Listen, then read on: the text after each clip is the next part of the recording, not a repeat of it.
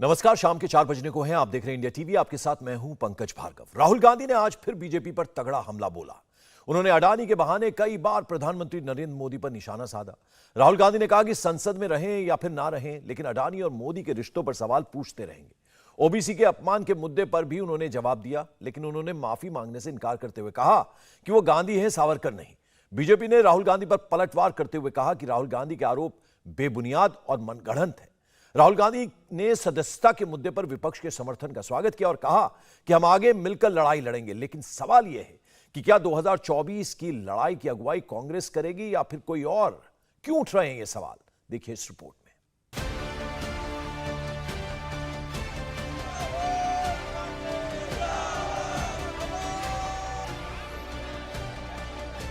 दिल्ली में dance in democracy चल रहा है। राहुल गांधी सेंट्रल स्टेज पर हैं और तैयारी 2024 की हो रही है।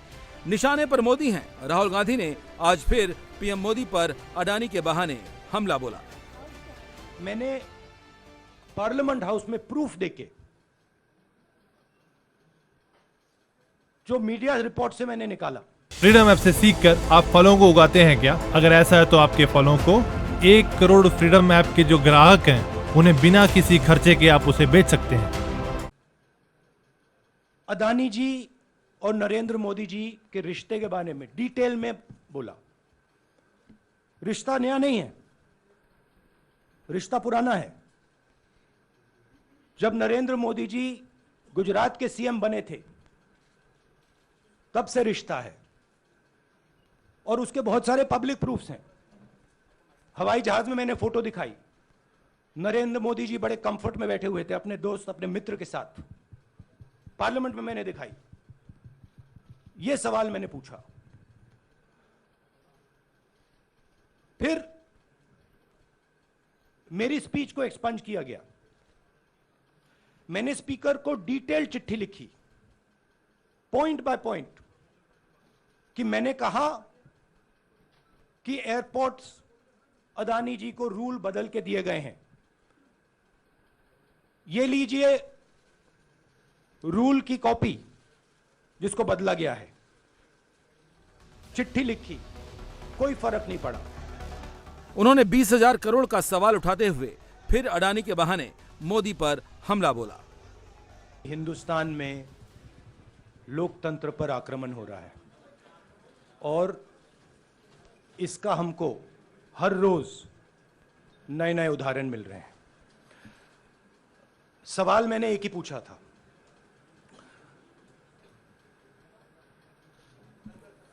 फाउंडेशन पे जाता हूं।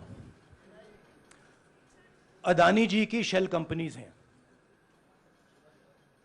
अडानी जी की शेल कंपनीज हैं, उसमें 20,000 करोड़ रुपया किसी ने इन्वेस्ट किया।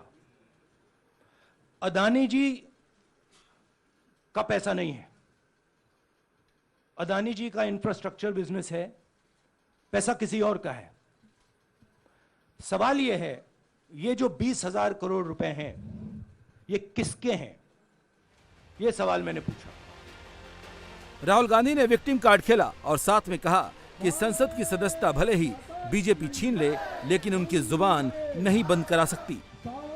नरेंद्र मोदी जी का अडानी के साथ क्या रिश्ता है और 20,000 करोड़ रुपए किसके हैं? मैं पूछता जाऊंगा, मुझे कोई डर नहीं लगता इन लोगों से। और अगर ये सोचें कि मुझे डिस्क्वालीफाई करके, धमका के, जेल में डाल के मुझे बंद कर सकते, नहीं, मेरी वो हिस्ट्री नहीं है। मैं हिंदुस्तान के लोकतंत्र के लिए लड़ रहा हूं और मैं हिंदुस्तान के लोकतंत्र के लिए लड़ता रहूंगा। किसी चीज से नहीं डरता हूं, यह सच्चाई है। राहुल की सदस्यता जाने पर बीजेपी ने ओबीसी कार्ड खेला था। आज राहुल गांधी ने इसका जवाब कुछ यूं दिया। मैं पिछले भारत जोड़ो यात्रा में, आप मेरी कोई भी स्पीच देख लीजिए, मैं वहां कह रहा हूं सब समाज एक हैं, सबको एक साथ चलना चाहिए, भाईचारा होना चाहिए, नफरत नहीं होनी चाहिए, हिंसा नहीं होनी चाहिए। तो मेरी पोजीशन बिल्कुल क्लियर है। ये ओबीसी का मामला नहीं है, ये नरेंद्र मोदी जी और अडानी जी के रिश्ते का मामला है। 20,000 करोड़ रुपए जो अदानी जी को पता नहीं कहां से मिले, उसके बारे में मैं सवाल पूछ रहा हूं और उसका जवाब चाहिए। बीजेपी ध्यान को भड़काने की कोशिश करती है, कभी ओबीसी की बात करेगी, कभी विदेश की बात करेगी, कभी कुछ और बात करेगी, कभी डिस्क्वालिफिकेशन की बात करेगी, मगर सवाल यही है 20,000 करोड़ रुपए, $3 बिलियन किसका था? इस पर मध्य प्रदेश के मुख्यमंत्री शिवराज सिंह चौहान ने राहुल को जवाब दिया। आज कांग्रेस के लोग मुंह पे ताला लगा के बैठे हैं। राहुल गांधी जी, आपने अपने मुंह पे ताला तब क्यों नहीं लगाया जब आप अपने मुंह से मोदी जाति के बारे में अपमानजनक शब्दों का इस्तेमाल कर रहे थे? क्या जिस ढंग से आपने जातिगत अपमान किया, ओबीसी का अपमान किया। लेकिन राहुल गांधी ने कहा कि बीजेपी ने संसद सदस्यता खत्म करके उन्हें 2024 की लड़ाई का सबसे बड़ा हथियार दे दिया है। सच्चाई और तपस्या उनके दो सबसे बड़े हथियार होंगे जो उन्हें विरासत में मिले हैं। वो माफी नहीं मांगेंगे। चाहे स्टेट हो, चाहे कुछ भी हो, मैं सच्चाई को देखता हूं। मुझे और किसी चीज में इंटरेस्ट नहीं है। मैं सच्चाई बोलता हूं। राजनीति में यह फैशनेबल बात नहीं है, मगर यह बात मेरे खून में है। मैं और कोई रास्ता निकाल ही नहीं सकता हूं। तो मेरा काम यह है, यह मेरी तपस्या है, जीवन की तपस्या है, उसको मैं करता जाऊंगा।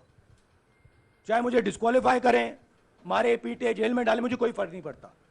मुझे अपनी तपस्या करनी है। इस देश ने मुझे सब कुछ दिया है। शांत हो जाइए। इस देश ने मुझे सब कुछ दिया है, प्यार दिया है, इज्जत दी है, इसलिए मैं ये करता हूं।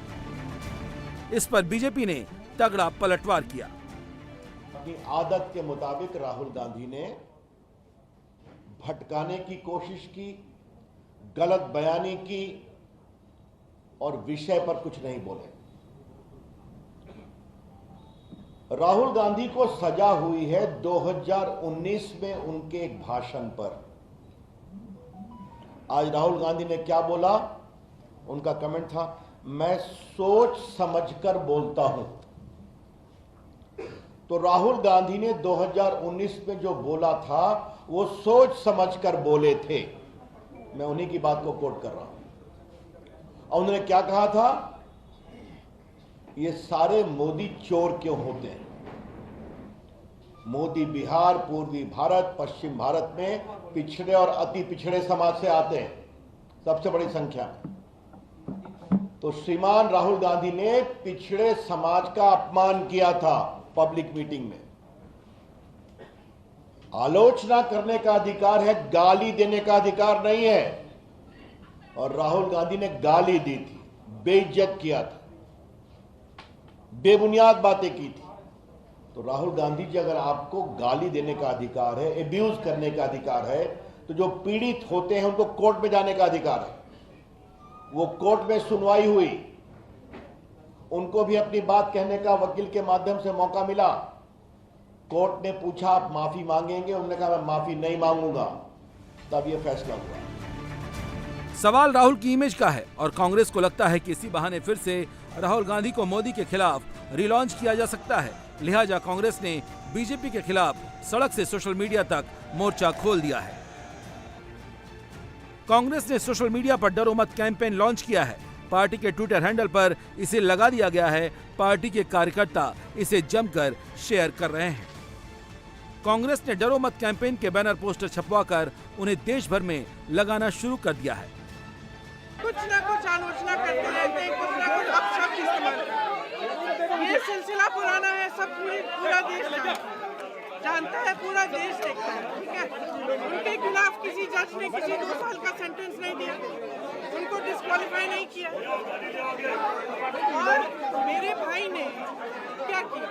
अडानी का मुद्दा उठाया। मेरे भाई ने अडानी का मुद्दा उठाया, सवाल पूछे संसद में, इसीलिए ये सब हुआ है। जिस केस का स्टे कंप्लेनेंट ने खुद मांगा था, 1 साल से स्टे था। अडानी पे जो भाषण दिया मेरे भाई ने, उसके बाद अचानक उस कंप्लेनेंट ने उस केस को जिंदा क्यों किया? ये सरकार अडानी पे जवाब देना नहीं चाहती, डरती है इन सवालों से, इसीलिए ये पूरी प्लानिंग के तहत किया गया है ताकि राहुल जी संसद से निकल जाए। देखिए, मैंने कहा है कांग्रेस लड़ेगी, राहुल जी लड़ेंगे, हम सब लड़ेंगे। ये हमारे रगों में जो खून दौड़ता है ना, ये शहीदों का खून है। सुन लीजिए, जिस खून को आप बार बार परिवारवादी कहते हैं, बार बार आप आलोचना करते हैं, बार बार आप शब्द इस्तेमाल करते हैं, ये खून बहा है इस देश के लिए, ये पीछे हटेगा नहीं। हम डरते नहीं है, हम लड़ते रहेंगे और हम खड़े रहेंगे। ये कुछ भी करना चाहे करे, कोई बात नहीं, करने दीजिए। फ्रीडम ऐप से सीखकर आप फलों को उगाते हैं क्या? अगर ऐसा है तो आपके फलों को 1 करोड़ फ्रीडम ऐप के जो ग्राहक हैं उन्हें बिना किसी खर्चे के आप उसे बेच सकते हैं। इसके अलावा सोशल मीडिया पर राहुल गांधी की तस्वीर के साथ कांग्रेस ने एक और पोस्टर निकाला है जिसमें लिखा है डेमोक्रेसी एट वर्क, लेकिन उसके ऊपर छोटे अक्षरों में जो कुछ लिखा है उस पर गौर करने की जरूरत है। मतलब साफ है, कांग्रेस 2024 के चुनाव से पहले डेमोक्रेसी खतरे में है का टेप पुरजोर तरीके से बजाने वाली है। राहुल इसी बहाने विपक्ष को कांग्रेस के साथ लाने की रणनीति बना रहे हैं। मैं उन सब विपक्षी दलों का धन्यवाद करता हूं कि उन्होंने इस बात में हमारी सपोर्ट की और हम सब मिलके काम करेंगे। लेकिन समाजवादी पार्टी के नेता अखिलेश यादव साथ आने के मुद्दे पर कांग्रेस को समझा रहे हैं कि वो रीजनल पार्टियों के साथ खड़े हों। मतलब राहुल गांधी को विपक्ष का चेहरा बनाने के लिए अखिलेश तैयार नहीं है। कि अब जिम्मेदारी कांग्रेस की बनती है कि रीजनल पार्टीज को आगे करें और उनके साथ खड़े हों, जिससे भारतीय जनता पार्टी का मुकाबला किया जा सके। मैं देख रहा हूं कि भारतीय जनता पार्टी के सीनियर नेता से इंडिया टीवी हर वक्त हर जगह डाउनलोड करने के लिए सर्च करें India TV news Google play store या ऐप स्टोर पर।